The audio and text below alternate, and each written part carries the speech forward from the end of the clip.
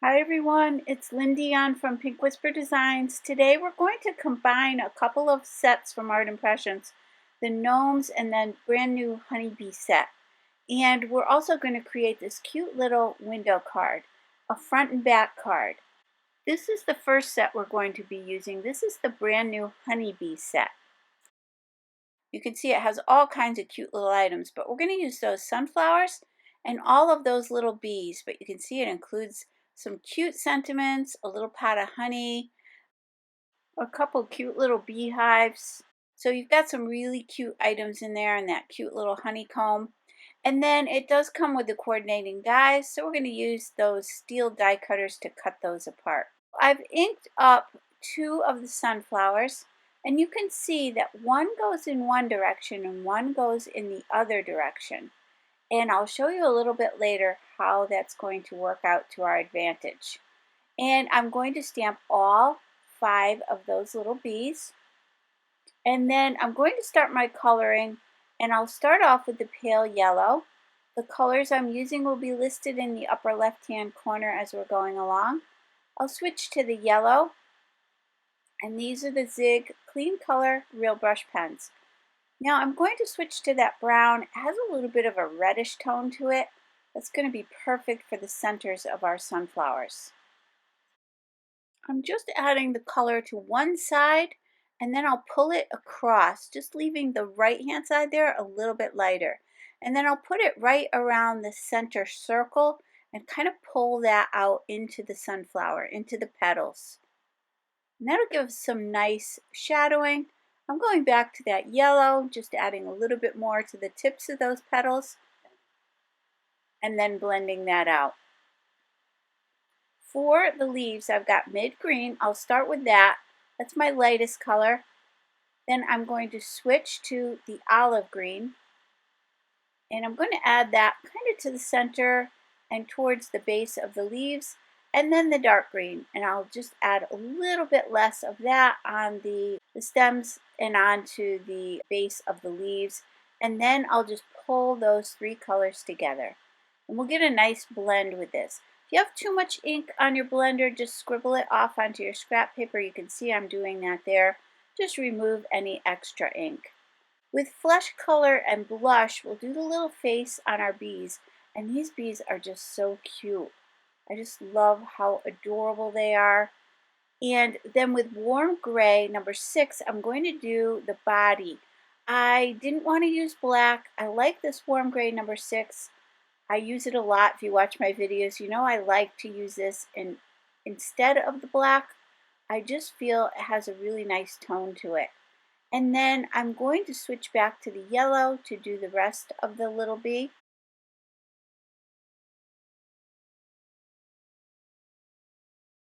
And then I've got the haze blue that I'll be using on all of the wings. So I colored in all of those bees the exact same way.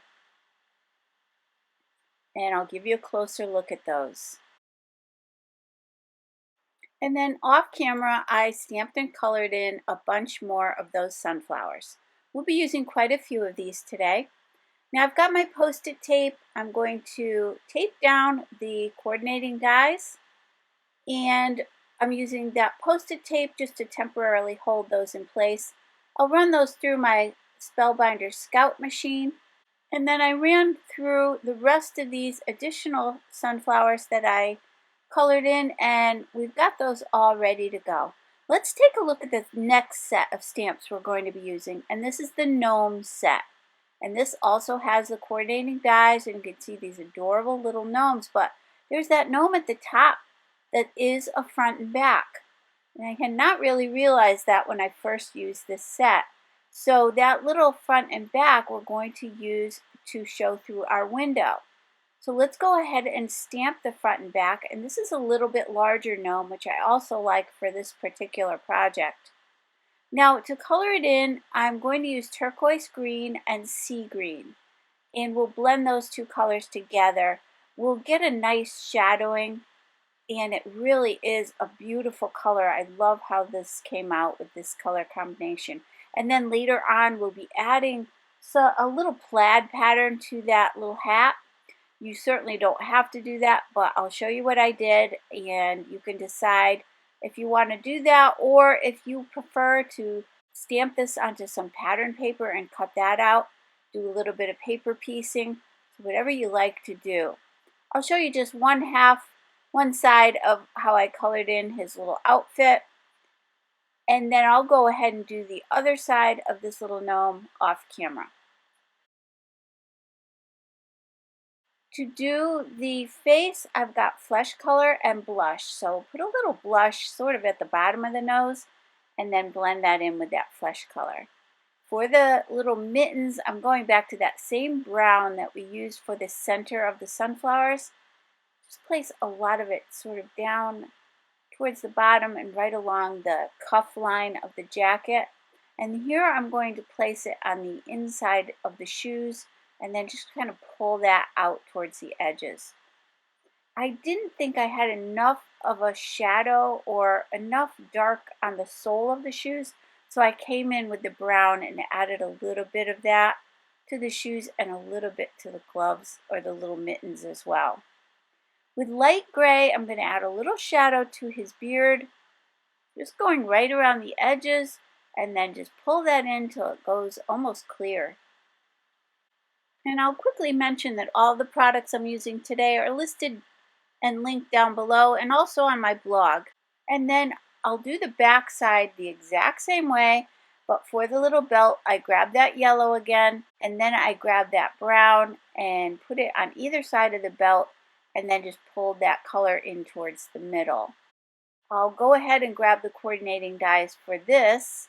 And again, I'm using the Scout machine, so I'm just going to place that top plate on there and run that through. And now we've got the front and the back of our little gnome. Here's where I decided to add that plaid. So I've got a dark brown zig marker. You could use a permanent pen here if you want the lines to be a little bit more fine. But I just ran it one direction and then turned it and ran those lines down the other direction. I did the same thing for the front of the little gnome. And then with my white gel pen, I'm going to add a few little highlights here and there. So again, have some fun with this, personalize it. You could add little polka dots to his outfit or whatever you want to do. Just play around. These are fun to decorate. And then for the sunflowers, I'm adding 3 little dots to the center of each of those flowers and some little highlights on the petals of each of those. So once those were finished up, for the bees, I just added a little bit of a highlight on the tummy area of the bees. I've got my dies. These are the rectangle A2 double stitch dies from Art Impressions. I've got that largest one. I went ahead and ran that through my Spellbinders Platinum 6 die cutting machine. And then with salvage patina and peacock feathers, I'm going to start with that salvage patina. Now these are the Distress Oxide inks. I've got a blending brush and I'm going to just blend that lighter color all over. And then what we'll do is kind of create a little bit of a shadow down towards the bottom of the panel. So what I'm going to do is start to the bottom, and I'm just showing you there, I'm going to go about halfway up. And that'll give us a nice little shadow, and then I'm just going to keep blending. And you can add more color down here at the bottom. And that little piece of scrap paper is because I noticed my fingers were kind of making little marks on the paper. So if I just put some scrap paper down while I'm doing my blending, I can avoid that. Now let's take that peacock feathers, put a little bit on our glass media mat, spritz it with some water, and then using a small brush, I'm going to spatter this panel all over. That'll just bring a little bit more interest to our sky. And now we can set that aside to dry. And then I'm going to spatter it again with the Doc P.H. Martin's Bleed Proof White. And this white is so great. I use this a lot. I love it. It stays a nice bright white when you do your spattering. So I'm going to add a little water to that and spatter the panel again. I did let that first color dry first. I let that darker blue color dry, and then I came in with my white. Now with the Grassy border die set from Lawn Fawn, I die cut another panel that same size, that large rectangle A2 double stitch die panel, and I'm going to die cut 2 borders from this. So what I'll do is run that through the die cutting machine, and that'll give us a stitched edge along the left, right, and bottom. And then I'm going to flip that panel around so that I get that same stitched edge for this smaller one. So I have one of the Grassy borders a little taller than the other one, but that same stitching all the way around.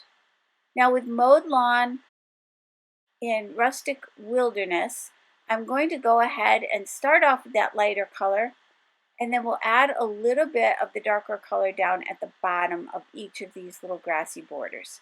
That's just going to add a little bit of shadowing there. Now what I didn't think to do when I was doing those was to do the back side of that taller border, and I'll show you that a little bit later on. Now this really fun die set, this is the fence front and back set. So it's going to allow us to create a fence that will show on the front of the card and on the inside of the card. And it also has this little window, a sentiment that says fall. It's got some little shutters and a little window box, so it's a really cute little set. So I grabbed the fence and the little frame that you need to die cut the opening out of your card. So I'm going to just lay out the grassy border to see about where I want that fence to be. I'll set that down, and then I can lay that little rectangle that's going to cut out that opening, and I'm going to just tape that down with a little post-it tape. What I'll do is just slide out the fence out from underneath there and just make sure this is nice and straight. And now I can go ahead and tack that down with a little bit of tape. And then I can also die cut the fence, and I'll need to die cut this 2 times out of some craft cardstock. So let's go ahead and run that through. I just put a little scrap paper over the top. Sometimes I'd like to just protect it just to make sure it doesn't get anything on it while I'm running it through the die cutting machine, since we had spent so much work creating that little background. And then I'll die cut 2 of these little fences. So we've got that opening die cut out. You do want to keep that piece that pops out of there. We're going to be placing that on the inside of the card. And now let's do a little bit of coloring on the fence. I've got the Gathered Twigs Distress Oxide ink. I'm going to just go around kind of the edges, just create some little shadows. We'll be adding some more ink to this shortly. I just wanted to kind of finish off those edges a little bit. And I did that with a small blending brush, and I did that for both of these. Once that was done, I decided to grab my mini ink pad. This is just a regular dye ink pad, and this is the Walnut stain, and I'm just going to kind of tip it on its side a little bit and scrape it down the cardstock. So I'm just kind of scraping that color on to give it a little bit more of a wood grain look, just a little bit more of a rustic look. For the card base, this measures 8.5 by 5.5. Going to score it at 4 1/4. That'll give us a standard A2 size card, and this is the Craft 100-pound cardstock. Now let's go ahead and take that frame and lay it on the front of the card. So I've opened up that card. I'm going to lay that frame down in, and then I'm going to take that rectangle die again and place it right in that opening. So this will line up perfectly. So I'm lining up that frame on the front of the card. I'm taping down that rectangle exactly where we die cut the other one, and then let's go ahead and run that through the die cutting machine. And again, I've just placed a little scrap paper over the top of that. So now we have the opening all the way through. We don't need to keep that centerpiece. We can just set that aside for another project. And then I'm going to line up that frame again on the front of the card. But first, I want to put some acetate in there. So I've got some clear acetate. And I want to make sure that's nice and secure. We're going to be placing a little bee on there. And I thought it would look a little more finished off if there was some acetate in that window. So I went ahead and placed down some 1/4" double-sided tape all around. I've cut that acetate down to the standard A2 size. If it's a little big, you can go ahead and trim away any excess. Once I've glued that or taped that down, I'm going to put that tape all around again, remove the backing, and then line up my frame. So that acetate is sandwiched in between the craft cardstock and that pretty background that we've created. So now I've got some 1/8" double-sided tape, and let's go ahead and remove the backing from that, and then we can place that right in that opening. It's going to drop down right into that opening. And don't worry about the tape, because we're going to place the other one on the inside of the card. So any of that tape or adhesive is going to be covered up. So I placed some 1/8" tape on this one, remove the backing, and we'll drop that right into the inside of the card. So look at how cute this is. You can put anything in this little window that you like. I'm just kind of positioning the gnome and my little bee just temporarily so I can see exactly where I want that sentiment to be. Trying to figure out approximately where that sentiment will go on the inside of the card. So I'm just placing that down just to kind of check that out. And then let's go ahead and stamp our sentiment. And that sentiment says, "May your day be all abuzz with fun." And that is from that honeybee set that we used earlier with the sunflowers and the bees. So I stamp with that with some VersaFine Onyx Black ink, so that's a nice permanent ink. And to line this up, I'm going to put glue all on the back of it, place it right in that opening. So I've opened the card, placed it in there, pressed down with the back side of the card, and then that'll position it right in that window perfectly for us. So that's a really easy way to line that up. You could also have lined it up before you put the acetate in your window. You could have just closed the card and put some glue on that little panel and placed it right down in that opening. So either way is fine. Now you can see here when I opened the card, I realized that my grass on the back side wasn't green.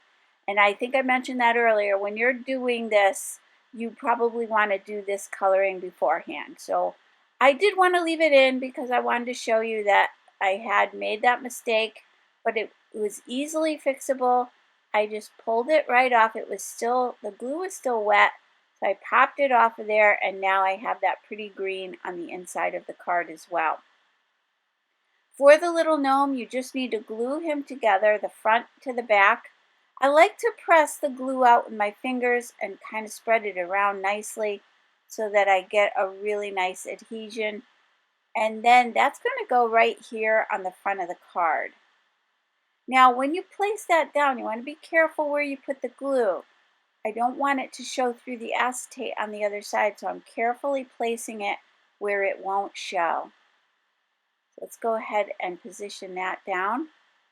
Now you can see how cute that is, how it pokes through to the back side of the card. And then with the sunflowers, here's the fun part. These go in different directions, but they line up exactly. They're like front and backs. I didn't realize that until I started playing around with this, and it was just such a happy surprise that I could glue these front to back, so now I can have some of the flowers also in that little window. So I'm just, again, spreading out that glue nicely and gluing a couple of, all I need is two that will actually show on the inside of the card. So I've placed two of these with the front and back portion. And then again, I'm carefully positioning that glue so that it doesn't show through on the acetate on the inside of the card. And then let's go ahead and glue down this next one. And so those two will show through. Now for the rest of these, I don't need to do the front and back because they're not going to show. I'm just going to position these down. So let's see, 1, 2, 3, 4, 5, 6, 7. So altogether I needed 7 of these little sunflowers, and I needed to do 2 of them with the front and back technique. So let's go ahead and glue these down. And then for the little bees, I had the same thing where I realized that one of the bees faced one way and one of them faced the other way, and they line up exactly. So one of these bees, this one here, it becomes a front and back. The other three do not, but this one does. So I'm going to glue the front of the bee in that window on the front side of the card. Then I'm going to open up the card and glue this one on the inside of the card. So look how cute that is. It looks like that little bee is flying. So now the rest of these, again, I don't need to worry about the front and back. I can just go ahead and glue these down. This one, I wanted it to show through from the inside of the card, kind of like looking like it was peeking up over the top of those little flowers. So I'm going to place some glue on that, and I'm putting it up high enough so that, again, it will show through, and that looks really cute. And then these other two I'm going to pop up. I've got some small foam squares. These are from scrapbook.com, and I love these. They're so easy to use. I'm going to pop a couple of those down. Now that one I just placed there at the bottom, I end up moving that off to the right hand side of the card. So at the end you will see that I've repositioned that one. I thought I needed a little more balance on the right hand side of the card. So I've got my Wink of Stella clear glitter pen, and I'm going to put clear glitter on all of the wings of the bees. I've got the Buttons Galore and More. These are the Jewelz, and these are absolutely beautiful. And they're in the Topaz color, which goes perfectly with this project. So I scattered a few of those on the front of the card. And there you can see I moved that little bee off to the right hand side. I just thought it balanced out the card a little bit better. So let's take a closer look at the card, and I love that little bee. Looks like it's flying through the air. And I hope you enjoyed this front and back technique. And don't forget to take a look at the stamps that you have and see how you can combine them to create some really fun scenes. If you did enjoy today's video, please hit the like button and subscribe. And don't forget to hit that notification bell so that you don't miss a single video. Thanks so much for joining me today. I really do appreciate it. And I hope you all have a great day. Take care. Bye-bye.